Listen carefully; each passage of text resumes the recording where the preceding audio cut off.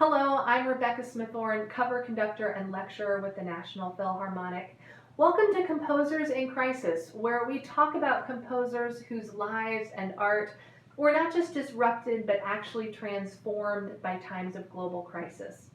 Today we're going to talk about the composer Undine Smith Moore, who lifted up Black voices as an educator and scholar and found inspiration in the music of her community, as well as the growing civil rights movement. Now, Undine Smith Moore was born in Virginia in 1904 in the midst of state-enforced racial segregation. As a child, she remembered being barred from theaters and only allowed in the gallery of concert halls. And yet, she said, the lives of Black people in Petersburg were saturated with music of one kind or another. There was never a lack of places to perform on whatever level one was able. The Sunday school, the church socials, and suppers. So, surrounded by a creative and supportive community, Moore developed into an excellent pianist. In 1923, she attended Fisk University as a music major, and she was awarded a prestigious scholarship at the end of her freshman year. And her father was so happy when he heard the news that he went straight to the local piano store, still in his railroad uniform, and asked for the best piano that money could buy. After graduating, she returned to Virginia to become a teacher, first at a local high school and soon at Virginia State College, where she would have a 45-year tenure as a well-loved professor, scholar, composer, and mentor. In fact, Moore considered teaching to be her greatest accomplishment. She said, "It is a great thing to be a musician. The only thing that matches it is perhaps the opportunity to be a teacher." And while she had been composing as early as childhood, in her 20s and 30s, she devoted much of her time to teaching. It wasn't until the 1950s, during the growing momentum of the civil rights movement, that she began her massive compositional output, which consisted of over 100 works. Many of them were choral arrangements of spirituals that she heard her mom and dad sing around the house during her childhood. And she deliberately gave them simple, straightforward settings because she knew that these beautiful songs needed no improvement. Perhaps her most well-known work is her choral setting of Daniel, Daniel, Servant of the Lord from 1952.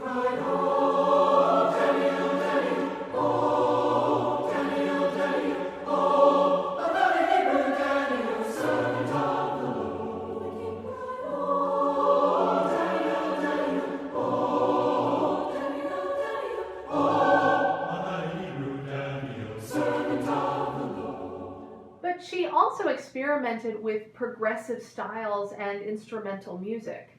In this dissonant piano work from 1953 called Before I'd Be a Slave, Moore uses contemporary 20th century techniques to express the pain and frustration of slavery.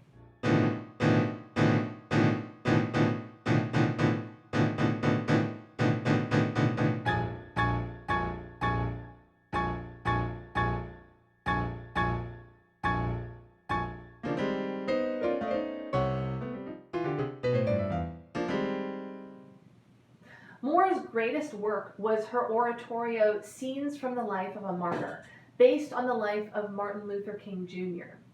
She started writing the piece after King's assassination with no commission and no promise of a performance. She said, "I began this in a personal way with no pressure at the beginning and not concerned about the ending. I wanted to write something for myself for this man." She completed the oratorio in 1981 at the age of 77, and it was quickly performed by major orchestras across the country, and it was nominated for the Pulitzer Prize in Music that year. And Moore lifted up Black voices not only in her compositions, but throughout her professional life. As an educator, she compiled musical examples by African American composers to be included in music theory and music history curriculums. And one of her greatest accomplishments was the creation of the Black Music Center at Virginia State College, which showcased Black musicians and offered courses in African American music to university students. Moore was also thoughtful about the way race and gender intersected in her work. She said, "The relative absence of women as conductors, women as composers, is of special interest to me. They are authority figures, and as such it is not strange that opportunities for women as well as blacks have been limited." When someone asked her if she had considered turning to composition full-time, she flatly said, "This question was surely written for men." She was also concerned with issues of class and social stratification. She said, "Let us listen to blues, gospel, jazz with our own ears, our minds and hearts, and not our inherited, unthought prejudices. Social status has absolutely nothing to do with aesthetic value." Moore had been born into a middle-class household, which is what allowed her to become a classical musician. But she was intensely aware that great music came from people of all backgrounds, and she fought to include all forms of music in her work as an artist and educator. Undine Smith Moore has been called the Dean of Black women composers, and through her sense of generosity and inclusiveness, she fostered a generation of African American musicians and preserved the music of her community. She also offered us her own unique American musical voice, one that I hope you'll find the time to hear.